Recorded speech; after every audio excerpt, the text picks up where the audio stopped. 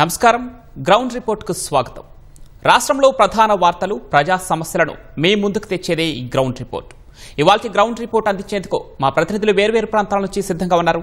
ఈరోజు ground report చూద్దాం.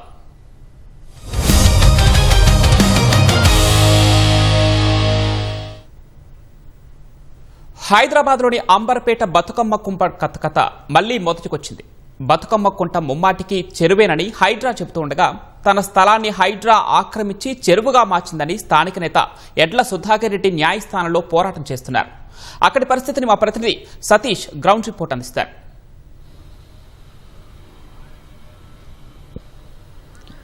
Right, Hyderabad మహానగరంలో హైడ్రా అభివృద్ధి చేసిన తొలి చెరువు బతుకమ్మ కుంట ఎంతో ఆహ్లాదకరమైనటువంటి వాతావరణంలో చెరువును తీర్చిదిద్దడం పట్ల స్థానికులు ఎంతో హర్షం వ్యక్తం చేశారు. గత ఏడాది సెప్టెంబర్ 27న రాష్ట్ర ముఖ్యమంత్రి రేవంత్ రెడ్డి ఎంతో ఘనంగా ఈ చెరువును బతుకమ్మ కుంటను స్థానిక ప్రజలకు అంకితం చేస్తూ వి హనుమంతరావు బతుకమ్మ కుంటగా నామకరణం చేశారు. అయితే ఇక్కడే ఒక ట్విస్ట్ మొదలైంది.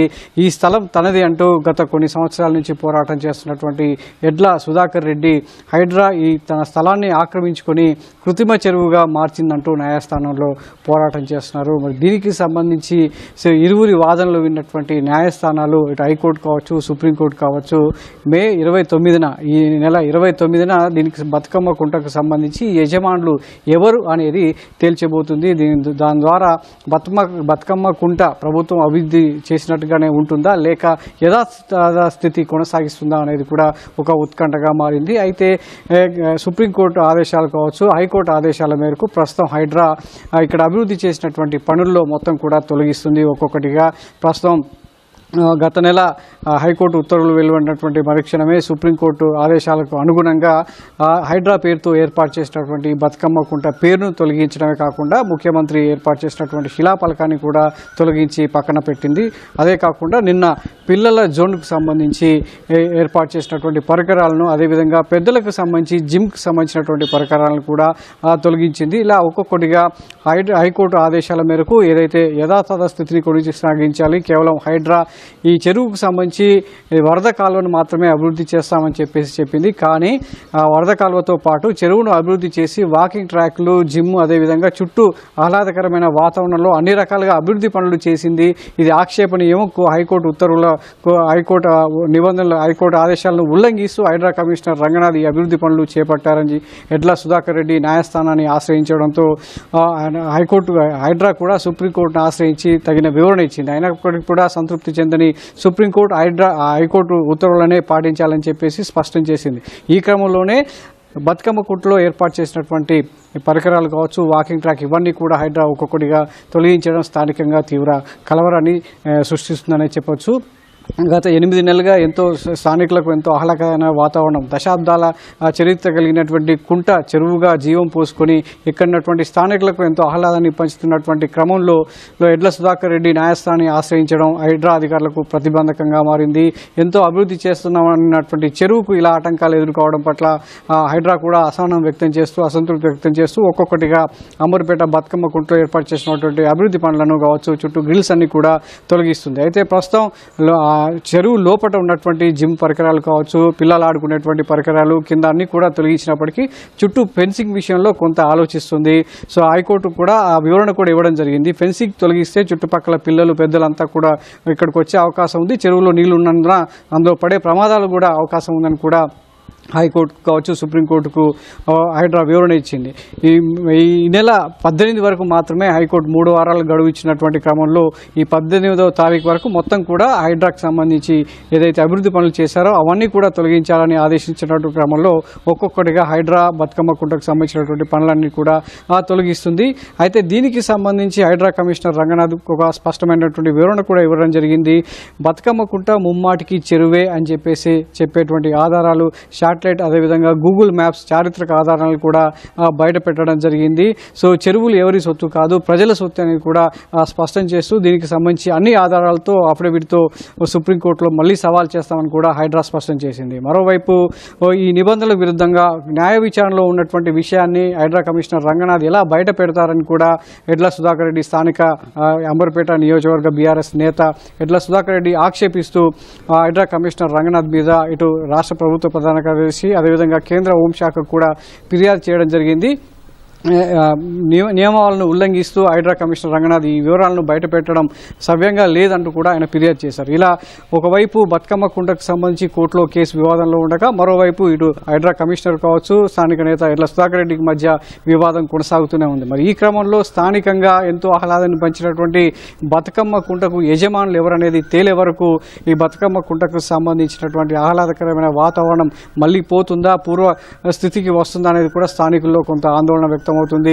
సో గత 8 నెలలుగా ఎంతో ఆహ్లాదకరమైన వాతావరణంలో పిల్ల పాపలతో ఇంకా సాయంత్రం పూట ఎంతో ఆహ్లాదకరమైన వాతావరణంలో గడుపుతున్నటువంటి తమకు ఇలాంటి చర్యలు అనేది కూడా ఇబ్బందికరంగా మారిందని ఇక్కడికి వచ్చేటువంటి వాకర్స్ కావచ్చు, ఉదయం స్థానికులంతా కూడా ఇబ్బంది పడుతున్నారు. అదేవిధంగా నిన్న చాలా మంది పిల్లలు కూడా పిల్లల జోలికి సంబంధించిన పరికరాలు తీస్తుంటే అడ్డుకొని వాళ్ళు అసహనం కూడా వ్యక్తం చేశారు. ఇది సరైన చర్య కాదంటూ కూడా వాపోవడం జరిగింది. సో ఏదేమైనప్పటికీ కోర్టు వివాదంలో ఉన్నటువంటి బతుకమ్మ కుంటకు సంబంధించి మే 29న ఇటు సుప్రీంకోర్టు ఏం చెప్పబోతుంది అనేది కూడా అటు హైడ్రా కావచ్చు, యాజమానిగా చెప్పుకుంటున్నటువంటి ఎడ్ల సుధాకర్ కూడా ఎదురు చూస్తున్నారు. అంతేకాకుండా చుట్టుపక్కల అంబర్పేట చుట్టుపక్కల వాసులంతా కూడా బతుకమ్మ కుంట విషయంలో కథ మళ్ళీ మొదటికే వస్తుందా లేక ముందుకు సాగుతుందా అనేది కూడా ఎంతో ఉత్కంఠగా ఎదురు చూస్తున్నారు. ఇది ప్రస్తుతం అంబర్పేట బతుకమ్మ కుంట వద్ద ఉన్నటువంటి గ్రౌండ్ రిపోర్ట్. ధన్యవాదాలు సతీష్. ఇక సభ్యత్వ నమోదుతో పాటు సంస్థాగత అంశాలపై చర్చించేందుకు బీఆర్ఎస్ అధినేత కేసీఆర్ రేపు కీలక సమావేశం నిర్వహించనున్నారు. పార్టీ పరంగా తదుపరి చేపట్టాల్సిన కార్యాచరణపైన గులాబీ నాయకులకు ఆయన దిశానిర్దేశం చేయనున్నారు.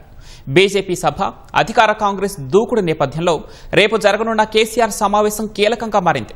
ఇక బీఆర్ఎస్ అధినేత భేటీకి సంబంధించిన పూర్తి సమాచారాన్ని మా ప్రతినిధి రఘువర్ధన్ రెడ్డి అందిస్తారు. ప్రధానంగా కాంగ్రెస్ పార్టీ అధికారంలోకి వచ్చి 2.5 ఏళ్లు గడిచిపోయింది. అంటే పదవీ కాలంలో సగం ముగిసిన నేపథ్యంలో పార్టీకి సంబంధించిన కార్యాచరణ వేగవంతం చేయాలని బీఆర్ఎస్ అధినేత కేసీఆర్ భావిస్తున్నారు. అందుకు అనుగుణంగానే ఇటీవల జగిత్యాల సభ వేదికగా కొన్ని కీలక వ్యాఖ్యలు చేశారు. ఆ తర్వాత తెలంగాణ భవన్లో జరిగిన పార్టీ ఆవిర్భావ దినోత్సవం రోజు జరిగిన సమావేశంలోనూ, పార్టీ రాష్ట్ర స్థాయి ప్రతినిధుల సమావేశంలోనూ కేసీఆర్ కీలక వ్యాఖ్యలు చేశారు. ఇక ప్రజల్లోకి వెళ్తాం, ప్రజా అంశాలను ఆధారంగా తీసుకుని ప్రజల్లోకి వెళ్లాల్సిన అవసరం ఉందని, పార్టీ నేతలు కూడా ప్రజల్లో ఉండాలి, ప్రజల్లో ఉంటేనే వారికి టికెట్లు దక్కుతాయి, సభ్యత్వ నమోదుతో పాటు ఇతర అంశాల్లో చురుగ్గా పాల్గొనాలని నేతలకు దిశానిర్దేశం చేశారు. ఆ సమావేశానికి కొనసాగింపుగా రేపు మరొక సమావేశం జరగనుంది. రేపు మధ్యాహ్నం గజ్వేల్ నియోజకవర్గం ఎర్రవల్లిలోని కేసీఆర్ వ్యవసాయ క్షేత్రంలో జరగనున్న ఈ సమావేశంలో పార్టీకి సంబంధించిన కార్యనిర్వాహక అధ్యక్షుడు కేటీఆర్తో పాటు పార్టీ ప్రధాన కార్యదర్శులు, పార్టీ శాసనసభ, శాసనమండలిలో ఉన్న శాసనసభ పక్ష ఉపనాయకులు ఈ సమావేశంలో పాల్గొంటారు. కేటీఆర్, హరీష్ రావు, తలసాని శ్రీనివాస్ యాదవ్, సబితా ఇంద్రారెడ్డి, ఎల్ రమణ, పోచంపల్లి శ్రీనివాసరెడ్డి వీరితో పాటు పార్టీ ప్రధాన కార్యదర్శి సమావేశంలో మొత్తం 23 మంది సమావేశంలో పాల్గొంటారు. ప్రధానంగా పార్టీకి సంబంధించిన సభ్యత్వ నమోదు ప్రక్రియ ప్రారంభించేందుకు బీఆర్ఎస్ సిద్ధమవుతుంది. పార్టీ సభ్యత్వాన్ని ఆన్లైన్తో పాటు ఆఫ్లైన్ విధానంలోనూ చేపట్టాలని నిర్ణయించారు. అందుకు అనుగుణంగా ఇందుకు సంబంధించిన షెడ్యూల్ను కేసీఆర్ ఖరారు చేసే అవకాశం ఉంది. దీంతో పాటు సభ్యత్వ నమోదు తర్వాత సంస్థాగత కమిటీలు కూడా ఏర్పాటు చేస్తున్నారు. పార్టీలో సంస్థాగత కమిటీల కోసం ఎప్పటి నుంచో ఎదురుచూపులు కొనసాగుతాయి. నేతలు తమకు అవకాశాలు కల్పించాలని కోరుతున్నారు. ఎదురు చూస్తున్న నేపథ్యంలోనే ఇటీవల జరిగిన సమావేశంలో ప్రస్తుతం ఉన్న కమిటీలన్నీ రద్దు చేసి సభ్యత్వ నమోదు తర్వాత కొత్త కమిటీలు వేస్తామని కేసీఆర్ ప్రకటించారు.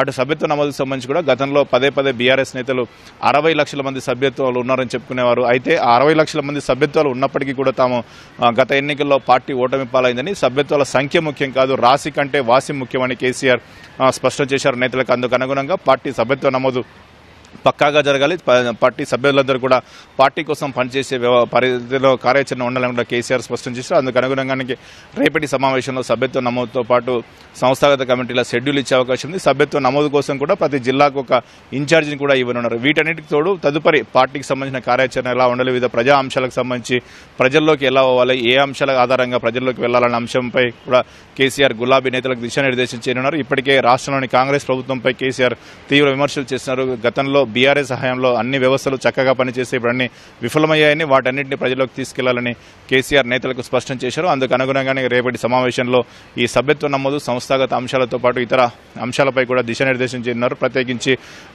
పశ్చిమ బెంగాల్లో గెలిచిన అనంతరం భారతీయ జనతా పార్టీ తెలంగాణపై కన్ను వేసింది. అదే రకంగా నిన్న జరిగిన ప్రధానమంత్రి నరేంద్ర మోదీ సభలోనూ స్పష్టంగా నరేంద్ర మోదీ కూడా తెలంగాణ ప్రజల్లో తదుపరి తాము బీజేపీ ప్రభుత్వం ఏర్పడుతున్న విశ్వాసాన్ని వ్యక్తం చేశారు. ఇదే సమయంలో అధికార కాంగ్రెస్ పార్టీ కూడా దూకుడుగా వ్యవహరిస్తుంది. ఈ తరుణంలో బీఆర్ఎస్ పార్టీ పరంగా కూడా క్రియాశీలకంగా వ్యవహరించాల్సిన అవసరం ఉంది. ప్రజల్లోకి విస్తృతంగా చొచ్చుకెళ్లిపోవాల్సిన అవసరం ఉందని బీఆర్ఎస్ పార్టీ భావిస్తుంది. అందుకు అనుగుణంగానే రేపటి సమావేశంలో కీలకమైన కార్యాచరణ ప్రకటించే అవకాశం ఉంది. Over to studio. పంటను పండించిన ఒక ఎత్తైతే దాన్ని అమ్ముకోవడానికి వరి రైతు నానా అవస్థలు పడుతున్నారు. రోజుల తరబడి కొనుగోలు కేంద్రాల వద్ద పడిగాపులు కాస్తున్నాడు. ధాన్యం కొనే దిక్కులేక అకాల వర్షాలకు నష్టాల పాలవుతున్నాడు. ఉమ్మడి కరీంనగర్ జిల్లాలో ధాన్యం కొనుగోళ్ల క్షేత్రస్థాయి పరిస్థితిపై మా ప్రతినిధి స్వామికిరణ్ గ్రౌండ్ రిపోర్ట్. దుక్కి దున్ని నారు పోసి నీరు పెట్టి కలుపు తీసి ఆరుగాలం కంటికి రెప్పలా పంటను కాపాడుకుంటే ఈసారి మంచి దిగుబడులు వచ్చాయి. కానీ ఆ ఆనందం రైతుల్లో ఎంతో కాలం నిలవలేదు. పంట పండించడానికి రైతు ఎంత కష్టపడ్డాడో అమ్ముకోవడానికి అంతకంటే ఎక్కువ కష్టం పడాల్సినటువంటి పరిస్థితి ఉమ్మడి కరీంనగర్ జిల్లాలో నెలకొంది. అసలు కొనుగోలు కేంద్రాల్లో కొనే దిక్కే లేకుండా పోయింది.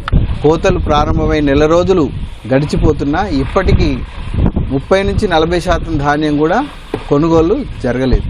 ఉమ్మడి కరీంనగర్ జిల్లాలో రైతుల గోసపై గ్రౌండ్ రిపోర్ట్.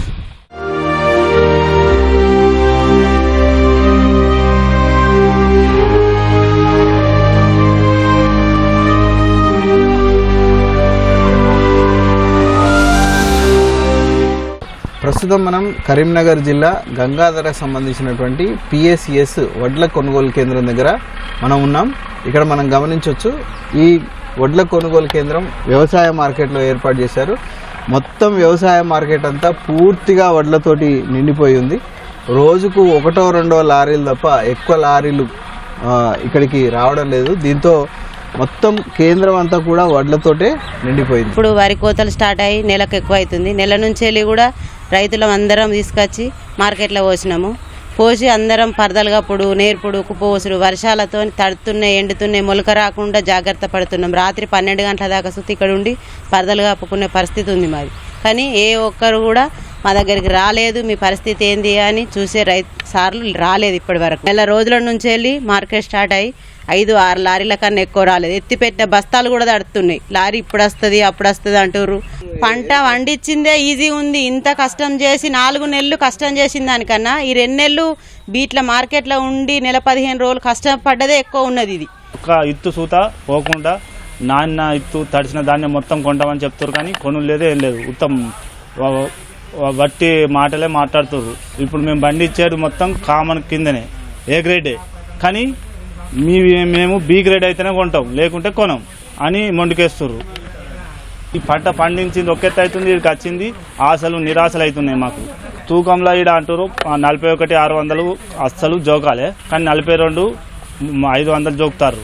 మళ్ళీ ఆడికైనా వాళ్ళే అయ్యో మీది వెయిట్ లాస్ ఉంది, ఎండకు తక్కువ అవుతున్నాయి, మళ్ళీ అట్లా బస్తకు 1/2 కేజీ 500 గ్రాముల కిలో కట్ చేస్తారు. అట్లా అవుతుంది. అక్కడ ఇది మిల్లర్ల మోసమే జరుగుతుంది. మిల్లర్లను ఈ ప్రభుత్వందే మోసం ఉన్నది. అధిక దిగుబడి వచ్చింది, కానీ కొనే నాదుడు లేడు. ఇక్కడ 15 రోజుల ముందు మనకు అనుకున్న సమయానికి స్టార్ట్ చేస్తే ఈ రైతులు ఎవరు అవస్థ పడకపోవు. సరుకు తాలు పేరు మీద కటింగ్ అంటుంది, పైన లారీలు దిగుతలేవు, అక్కడ లేబర్ షార్టేజ్ అంటారు. నిన్న ఎమ్మెల్యే గారు కూడా వచ్చిండు, దానికి ఎవరు 43 పెట్టినా అంటే ఎవరు 43కి ఇవ్వకుండా 42.5 పెట్టుకోండి అని చెప్పిండు.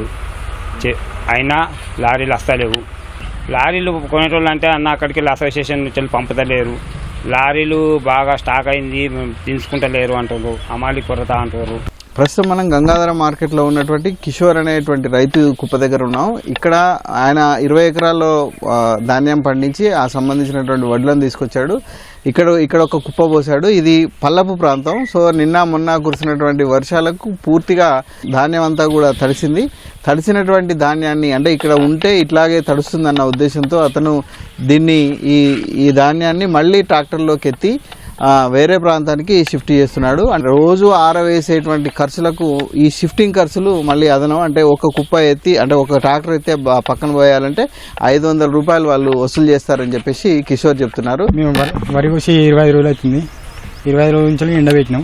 మ్యాచర్ వచ్చినాయి. మ్యాచర్ వచ్చినాక వర్షం పడ్డది, మొలకలు ఎత్తుతున్నాయి. ఆ వడ్లను మళ్ళీ తీసుకుపోయి వేరే కాడ షిఫ్ట్ చేస్తున్నాం. వడ్లు కొనుగోలు చేస్తలేరు, లారీలు అత్తలేవు అంటారు, మిల్లర్లు కొంటలేరు అంటారు, 3 కిలోలు ఎక్కువ అంటారు. ఇట్లా మాకు బాగా ఇబ్బంది అవుతుంది రైతు. ఇదే గంగాధర మార్కెట్లో సురేష్ అనేటువంటి రైతు యొక్క ధాన్యం 6 రోజుల కిందట తూకమైంది, బస్తాల్లో నింపి పెట్టారు. ప్రస్తుతం మనం ఇక్కడ చూడొచ్చు సురేష్కు సంబంధించినటువంటి ధాన్యం బస్తాలన్నీ కూడా ఈ ఎండలో ఉన్నాయి.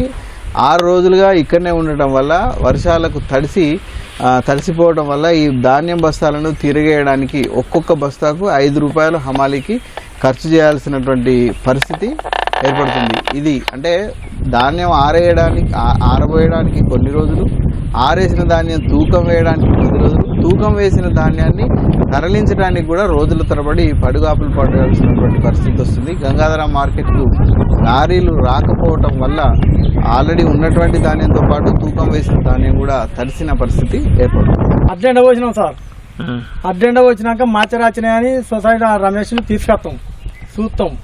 మాచరాచినాయి కుప్ప చేయమంటారు. మీకు మాచరాచినాయి అడ్డు కరెక్ట్ ఉన్నాయి, అడ్డు కరెక్ట్ అయినాకనే జోకం అన్నాం. జోకినాక మళ్ళీ మార్చడం రాలేదని ఎట్లా అంటారు, మళ్ళీ మిల్లోడు ఎట్లా ఖరాబు చేస్తారు. మీకు అడ్లు కంటిన్యూ అయినాకనే మీరు దోకిర్రు, అక్కడే ఎట్లా మార్చారు, మళ్ళీ ఎట్లా కటింగ్ అయితే అంటే సపోర్ట్ చేస్తారు. మాకు ఒక్కొక్కరికి 4 బత్తాలు 5 బత్తాలు మళ్ళీ కట్టింగ్ అక్కడ. మళ్ళీ లారీ దించుకుంటలేరు, 5 రోజుల లారీలు వస్తలేవని మళ్ళీ వీళ్ళు చెప్పుడు మాకు బాధలు. జోకదాకా వేసాం, దోకినాక అక్కడ వేసాం. అక్కడికి పోయినాక మళ్ళీ మిల్లోడు మీరు ఒకటి మళ్ళీ కటింగ్ ఎట్లా అవుతాయి, ఈ బత్తాలు నానుతున్నాయా, పోగానే కటింగ్ అవుతున్నాయని మేము మాట్లాడుతున్నాం. ఇగో ఇది మా బాధ. ఇది గంగాధర పిఎస్సిఎస్కు కొనుగోలు కేంద్రానికి సంబంధించినటువంటి పరిస్థితి. కేవలం గంగాధర పిఎస్సిఎస్ఏ కాదు, ఉమ్మడి కరీంనగర్ జిల్లాలో ఉన్నటువంటి అన్ని కొనుగోలు కేంద్రాల్లో దాదాపుగా ఇదే పరిస్థితి నెలకొంది. అన్ని కేంద్రాల్లో ఏదో కారణం చేత కొనుగోలు జాప్యం అవుతున్నాయి. మిల్లర్లు లారీలు దింపుకోవడం లేదని, ధాన్యం దింపుకోవడం లేదని, మిల్లుల్లో స్థలం లేదని, లారీలు రావడం లేదని, తూకంలో కోతలకు రైతులు అంగీకరించడం లేదని, ఇలా రకరకాల కారణాలతో చాలా చోట్ల కొనుగోలు కేంద్రాల్లో ధాన్యం కొనుగోలు జరగట్లేదు. దీంతో కొనుగోలు కేంద్రాలన్నీ కూడా ధాన్యంతో పూర్తిగా నిండిపోయాయి. ఇప్పటికైనా అధికారులు స్పందించి ధాన్యం కొనుగోలులో జాప్యాలను ఎక్కడికక్కడ అంటే క్షేత్రస్థాయిలో ఏ సమస్య కారణంగా అక్కడ కొనుగోలు ఆగిపోయాయో తెలుసుకొని అప్పటికప్పుడు నిర్ణయాలు తీసుకుంటే తప్ప ఈ కొనుగోళ్లలో వేగం పెరిగేలా కనిపించటం లేదు. ఇది ఉమ్మడి కరీంనగర్ జిల్లాలో ధాన్యం కొనుగోలుకు సంబంధించినటువంటి పరిస్థితి. కెమెరామెన్ తిరుపతితో స్వామి కిరణ్, ఈటీవీ న్యూస్, కరీంనగర్. ధన్యవాదాలు స్వామి కిరణ్. నిజామాబాద్ జిల్లాలో ధాన్యం కొనుగోలులో జాప్యం రైతుల పాలిట శాపంగా మారింది. గన్నీ సంచులు, లారీల కొరత తీవ్రంగా వేధిస్తోంది. ధాన్యం కొనుగోళ్లపై మా ప్రతినిధి జైపాల్ గ్రౌండ్ రిపోర్ట్ ప్రత్యక్ష ప్రసారం ద్వారా చూద్దాం.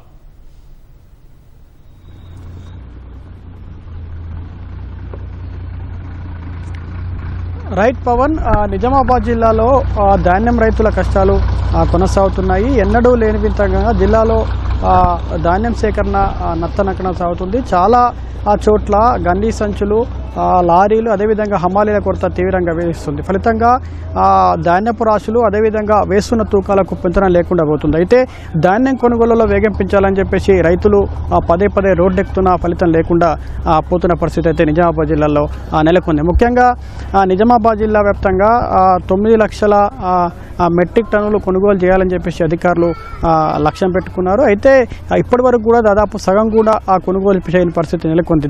చాలా సొసైటీలు, అదేవిధంగా ఐకేపీ కేంద్రాల్లో లారీలకు సమయానికి రాకపోవడంతో తూకాలు వేసినటువంటి బస్తాలన్నీ కూడా కొనుగోలు కేంద్రాలలో పేరుకుపోతున్నాయి. అయితే కొనుగోలు కేంద్రాల్లో ఆ పేరుకుపోయిన బస్తాలు అకాల వర్షానికి తడుస్తాయని చెప్పేసి అయితే రైతులు ఆందోళన చెందుతున్నారు. పగలు రాత్రి ధాన్యాన్ని కాపాడుకోవడానికి అవస్థలు పడుతున్న పరిస్థితి నెలకొంది. అయితే అధికారులు ఆ సమయానికి ఆ లారీలు పంపిస్తున్నామని చెప్పినట్టు కూడా రోజు 1-2 లారీలు మాత్రమే వస్తున్నాయని చెప్పేసి అయితే రైతులు చెప్తున్నారు. అయితే ఈ లారీలు సమయానికి రాకపోవడం వల్ల జోకినటువంటి తూకం వేసినటువంటి బస్తాలు కూడా బరువులో తేడాలు వస్తాయని చెప్పేసి అయితే రైతులు వాపోతున్నారు. అయితే ముఖ్యంగా బోధన ప్రాంతంలో, రాష్ట్రంలోనే ముందస్తుగా వరి కోతలు బోధన ప్రాంతంలో అక్కడ చాలా మంది రైతులు కొనుగోళ్లు సకాలం జరగకపోవడం వల్ల ప్రైవేటుకు తక్కువ కమ్ముకొని నష్టాలు పాలయ్యారు. దాదాపు అనేక మంది రైతులు, కొంతమంది ధాన్యం కొనుగోలు కేంద్రాలకు ధాన్యాన్ని తరలించి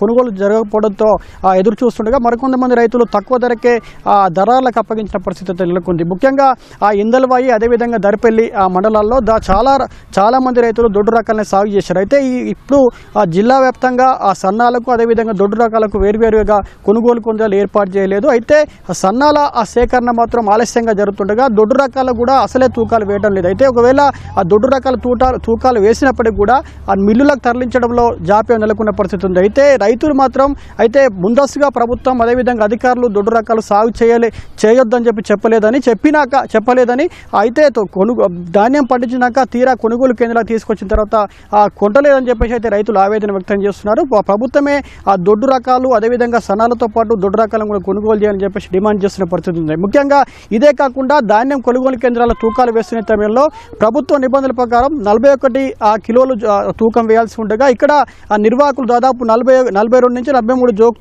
తూకం వేస్తున్నారని చెప్పేసి అయితే రైతులు ఆరోపిస్తున్నారు. అటు పొగలు రాత్రి ఎండకు ఎండబెట్టినటువంటి వరి ధాన్యాన్ని మిల్లులకు తరలించిన తర్వాత కూడా మిల్లర్లు తరుగు పేరుతో దోపిడీకి పాల్పడుతున్నారని చెప్పేసి రైతులు ఆరోపిస్తున్న పరిస్థితి నెలకొంది. ముఖ్యంగా నాణ్యత బాగాలేదని చెప్పేసి సాకులు చెప్పి దాదాపు 5 నుంచి 4 కిలోలు తరుగు తీస్తున్నారని చెప్పేసి రైతులు ఆవేదన వ్యక్తం చేస్తున్నారు. ఒకవేళ కొనుగోలు కేంద్రాల పరిస్థితిని క్షేత్రస్థాయిలో అధికారులు పర్యవేక్షిస్తున్నప్పటికీ ఇక్కడ ఇబ్బందులు మాత్రం తొలగిపోవడం చెప్పేసి రైతులు ఆవేదన చెందుతున్న పరిస్థితి ఉంది. ప్రభుత్వం ఇప్పటికైనా స్పందించి కొనుగోలు కేంద్రాల్లో సేకరణ వేగవంతంగా జరిగేటట్టు చర్యలు తీసుకోవాలని, అదేవిధంగా తరుగు తాలు తేమ పేరుతో కొరీలు కోతలు పెట్టకుండా నాణ్యమైన పంట పండించాం కాబట్టి మద్దతు ధరకే కొనుగోలు చేయాలని చెప్పేసి రైతులు డిమాండ్ చేస్తున్నారు. అయితే ముఖ్యంగా నిజామాబాద్ జిల్లా వ్యాప్తంగా ఇవాళ కూడా ఇంత జరుగుతున్నా రైతులు కొనుగోళ్లు చేయకుండా ఇంత అవస్థలు పడుతున్నా అధికారుల జాప్యం ఎందుకు?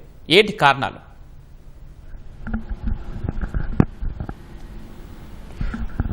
ముఖ్యంగా అధికారులు క్షేత్రస్థాయిలో పర్యటిస్తున్నారు.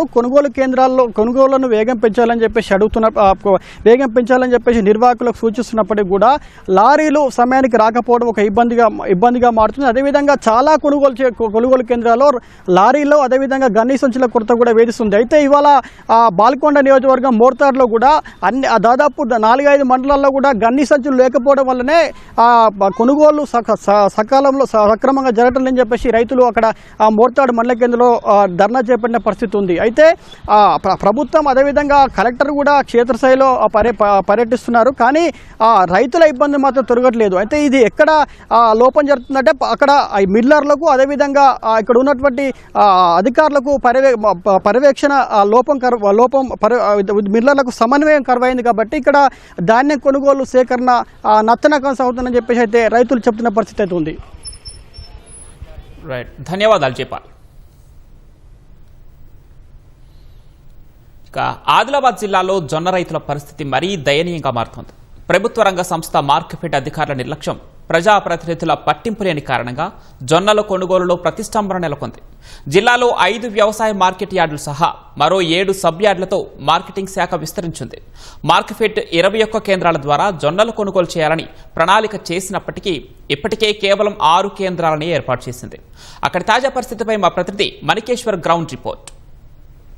తెలంగాణ మాగాణంగా పేరొందిన ఆదిలాబాద్ జిల్లాలో ఏ పంట పండించినా రైతుకు పరీక్ష తప్పడం లేదు. మొన్నటి వరకు పత్తి, కందులు, శనగలనుకుంటే తాజాగా జొన్నలు అమ్ముకోవడానికి రైతులు పడిగాపులు కాయాల్సి వస్తుంది. ఆదిలాబాద్ జిల్లాలో ఈ ఏడాది 1,10,000 ఎకరాలలో జొన్న పంట సాగైంది. కానీ దానికి అనుగుణంగా కొనుగోలు చేయడంలో ప్రభుత్వ రంగ సంస్థ మార్కెఫెడ్ పూర్తిగా జాప్యం చేసింది. ఫలితంగా ఏ రైతు ఎక్కడ పంట అమ్ముకోవాలో తెలియని అనిశ్చితికి దారితీస్తుంది. ముందుగా నిర్ణయించిన దాని ప్రకారం అయితే మార్కెఫెడ్ ఈ ఏడాది 21 కేంద్రాల ద్వారా కొనుగోలు చేయాలని ఒక ప్రాథమికంగా నిర్ధారణకు వచ్చింది. కానీ ఏర్పాట్లు చేసేటప్పటికీ ఇప్పటి వరకు కేవలం 6 కేంద్రాల్లోనే కొనుగోలు చేపట్టింది. అంటే ఆదిలాబాద్ జిల్లాలో ఆదిలాబాదు, ఇంద్రవెల్లి, ఇచ్చోడ, బోత్, జైనత్కు సంబంధించిన వ్యవసాయ మార్కెట్ యార్డుల్లో మరో 7 సబ్ యార్డులు కూడా ఉన్నాయి. వీటి అన్నిటి పరిధిలో 21 కేంద్రాల ద్వారా కొనుగోళ్లను ఫిబ్రవరి, మార్చి నుంచి ప్రారంభిస్తే ఇప్పటి వరకు ఒక్క విత్తనం కూడా మార్కెట్ యార్డులో పడిగాపులు గాయాల్సి వచ్చే అవకాశమే ఉండేది కాదు. ఒక్కొక్క రైతు తన పంటను అమ్ముకోవడానికి మార్కెట్ యార్డ్లో 3-4 రోజులు పడిగాపులు కాస్తే ఆయనకు అయ్యే ఖర్చు ఎంత, పడే ఇబ్బంది ఏంటి అనేది అధికార యంత్రాంగం కాదు, అటు నాయకులు పట్టించుకోవడం లేదు. ఫలితంగా రైతుల్లో కూడా ఒక ఆవేదన గూడు కట్టుకుంటుంది. ఏంటి అసలు మీరు ఏం తీసుకొచ్చారు, మీకు జరుగుతున్న అన్యాయం ఏంటి, మీకు కలుగుతున్న ఇబ్బంది ఏంటి?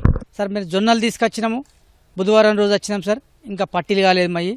అసలు ఓళ్ళని ఏమనాలో మాకు అర్థం కాకూడలేదు. గవర్నమెంట్ మారుతున్నాయి, రైతు బతుకు మారతలేదు. వ్యవసాయ శాఖనేమో 18 క్వింటాలు వస్తాయి ఎకరానికి అని వ్యవసాయ శాఖ చెప్తున్నది. ఇల్లు కొనేటేమో 10 క్వింటాలు కొంటున్నారు. మరి వీడికి వచ్చినాకనేమో ఎండబెట్టమంటున్నాం. మొన్న ఆనబడ్డది, మరి ఎండబెట్టిపించిండ్రు. ఇది వరదాకా పట్టిలు కాలేమయ్యి. ఇక్కడ అమాలీల ఛార్జీలు మేమే భరించాలా. బయట నుంచి గన్ని బ్యాగులు తెచ్చుకున్నాం సార్ మేము. మా బతికి ఎట్లున్నదంటే కొనబోతే కొరవి, అమ్మిపోతాడు. మిగిలినవి ఇంకో 8 కుంటాలు మిగులుతాయి ఎకరానికి. అవి ఎట్లా అమ్ముకుంటూ అర్థం కాకుండా చేనులలోనే కుప్పలున్నాయి. అవి ఎదురవుతున్న మీ ఇబ్బందులను అధికారులని దృష్టికి తీసుకురాలేదా? అధికారుల దృష్టికి తీసుకొచ్చినాం. మేము గవర్నమెంట్ నిబంధనల మేరకే కొంటాం. గవర్నమెంట్ మాకు 10 క్వింటాలు కొనమని 10 క్వింటాలు కొంటాం. వేరే మార్కెట్ యార్డులు చాలుగాక సబ్ మార్కెట్ యార్డులు అన్ని రైతులు ఇక్కడికి వస్తున్నారు కాబట్టి జామ్ అయిపోతున్నారు సార్. మేము 5 రోజులు అయింది. ఇంకో సమస్య ఏమంటే రైతు ఎన్ని రోజులన్నా జీతం లేకున్నా కైకిలు లేకున్నా పని చేయాలి. అధికారికి మాత్రము చుట్టూన్న జీతం వస్తుంది, ఒక గంట సేపు లేట్ అయినా నడుస్తుంది. మా బతుకులు మారుతలేవు సార్. మా కూలి ఎవరు కట్టిస్తారు మరి సార్? మేము మార్కెట్లు ఉంటున్నాము. సగటు రైతు ఆవేదన ప్రధానంగా మీరు కేవలం ఒక అమ్ముకోవడానికి మాత్రమే పడిగాపులు గాయాల్సి వస్తుందా, లేక ఇక్కడ మార్కెట్ యార్డ్లో రోజు 2-3 రోజుల పాటు ఇక్కడ ఉంటే మీకు కలుగుతున్న ఇబ్బంది ఏంటి? సార్ ఇవి 21 కేంద్రాలు ఏర్పాటు చేస్తామని అన్నారు. 6 కేంద్రాలు చేసిండు. మాకు ఎంత ఇబ్బంది అవుతున్నది. ఎప్పుడు 21 కేంద్రాలు ఏర్పాటు చేస్తే ఎప్పటి మాలు అప్పుడే లేచిపోతుంది. మీరు ఏ ఊరు ఏం తీసుకొని వచ్చినవి? సమస్య సార్ ఇప్పుడు 6 రోజుల 7 రోజుల బండ్లో కిరాయి, ట్రాక్టర్ కిరాయి పడుతున్నది, ఏటింగ్ ఛార్జీ పడుతున్నది. వాళ్ళు 15,000 5,000 అడుగుతున్నారు. మాకు ఎంత బాధ ఉన్నది. ఇప్పుడు అన్నం లేక తిండి లేక మేము ఈడ ఉంటున్నాం. ఎన్ని రోజులు సార్? అది మాలు లేపితే ఏం కాదు. ఒక్కో రైతుని కదిలిస్తే ఒక్కో విధమైన ఆవేదన వినిపిస్తుంది. ప్రభుత్వ పరంగా పనిచేయాల్సిన మార్కెట్ సంస్థ మాత్రం అధికార సిబ్బంది ఎవరు పట్టించుకోలేదు. పైగా ఈ ఏడాది గిరిజన కోఆపరేటివ్ సంస్థ ద్వారా 6 కేంద్రాలను, ప్రాథమిక వ్యవసాయ పరపతి సంఘాల మరొక 15 కేంద్రాలను, అంటే మొత్తం 21 కేంద్రాలకు ఏర్పాటు చేసినామని ప్రభుత్వానికి నివేదిక పంపించడానికే పరిమితమైంది తప్ప ఆచరణలో మాత్రం ఎన్ని కేంద్రాల ద్వారా కొనుగోలు చేస్తామని చెప్పడం లేదు. ఫలితంగా ఇటు ప్రభుత్వానికి చెడ్డ పేరు వస్తుంది, రైతులకు కష్టము తప్పడం లేదు. ఇది ఇక్కడ తాజా పరిస్థితి. కెమెరామెన్ కిరణ్తో మణికేశ్వర్, ఓటు స్టూడియో. ధన్యవాదాలు మణికేశ్వర్. ఇది ఇవాల్టి గ్రౌండ్ రిపోర్ట్. మరిన్ని అంశాలతో మళ్ళీ కలుద్దాం. నమస్కారం.